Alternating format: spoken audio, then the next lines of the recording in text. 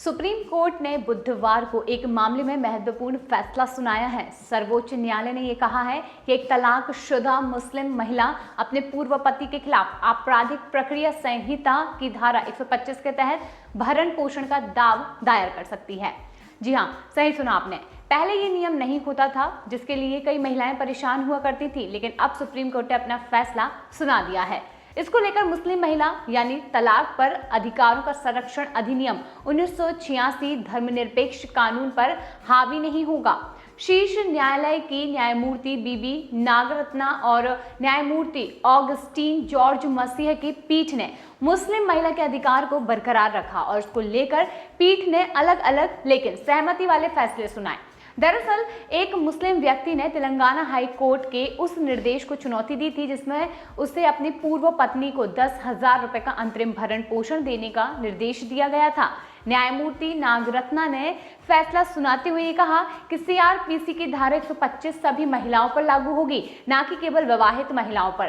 पीठ ने यह भी कहा कि यदि धारा 125 के तहत आवेदन लंबित रहने के दौरान संबंधित मुस्लिम महिला तलाक ले लेती है तो वह मुस्लिम महिला विवाह अधिकार संरक्षण अधिनियम 2019 का सहारा ले सकती है। सुप्रीम कोर्ट ने यह कहा है कि यह अधिनियम सीआरपीसी की धारा 125 के तहत किए गए उपायों के अतिरिक्त उपाय भी प्रदान करता है। बताते चले कि सर्वोच्च न्यायालय ने शाह बानो मामले में एक ऐतिहासिक फैसला देते हुए ये कहा था कि सीआरपीसी की धारा 125 एक धर्मनिरपेक्ष प्रावधान है जो कि मुस्लिम महिलाओं पर भी लागू होता है। हालांकि मुस्लिम महिला तलाक पर अधिकारों का संरक्षण अधिनियम 1986 द्वारा सुप्रीम कोर्ट के इस फैसले को निरस्त कर दिया गया और 2001 में कानून की वैधता बरकरार रखी गई थी। इस अधिनियम के तहत तलाकशुदा मुस्लिम महिला सीआरपीसी की धारा 125 के तहत भरण पोषण की मांग नहीं कर सकती। सीआरपीसी की धारा 125 के अनुसार एक व्यक्ति जिसके पास पर्याप्त साधन है वह अपनी पत्नी, बच्चों, वैध या फिर नाजायज और पिता या फिर माता का भरण पोषण करने के लिए उत्तरदायी होता ही है। इस धारा के अनुसार पत्नी में वो महिला शामिल है जिसका अपने पति से तलाक हो चुका है और उसने दोबारा विवाह नहीं किया है। ये पूरा मामला तेलंगाना के हैदराबाद के मुस्लिम परिवार का बताया जा रहा है।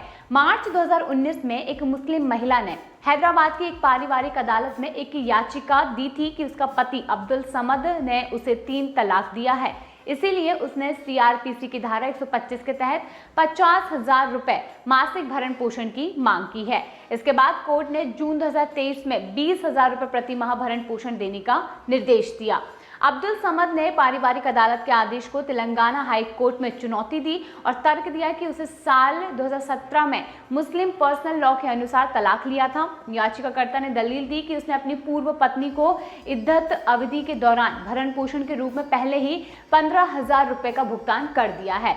इसके बाद हाई कोर्ट ने दिसंबर 2023 में उच्च न्यायालय ने भरण पोषण की राशि को संशोधित कर 10,000 प्रति माह कर दिया और इसके साथ ही हाई कोर्ट ने पारिवारिक न्यायालय को 6 महीने के भीतर इस मामले का निपटारा करने का निर्देश दिया था। हाई कोर्ट के इस फैसले से अब्दुल समद संतुष्ट नहीं हुआ। उसने सुप्रीम कोर्ट में हाई कोर्ट के फैसले के खिलाफ याचिका दाखिल की। याचिकाकर्ता मोहम्मद अब्दुल समद के वकील ने सर्वोच्च न्यायालय के समक्ष ये बताया कि मुस्लिम महिला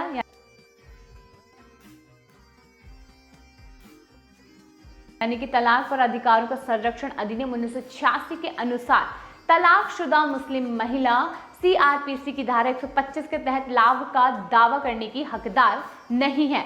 हालांकि सुप्रीम कोर्ट ने इस याचिका को खारिज कर दिया और इस बात पर मोहर लगा दी है कि अब से कोई भी मुस्लिम महिला यहाँ पर डिवोर्स लेने के बाद अपने हक को हासिल कर सकती है और यहाँ पर उसके पति को तलाक के बाद उससे जो उसके पैसे हैं वो देना ही पड़ेगा, चाहे फिर वह कुछ भी हो। तो इस तरीके की जो मोहर है वो सुप्रीम कोर्ट ने लगा दी है। तो दोस्तों, इस विषय में आपका क्या कहना है कमेंट सेक्शन में ज़रूर बताइए। अगर वीडियो पसंद आया हो तो लाइक कीजिए और इसे ज़्यादा से ज़्यादा शेयर करिए।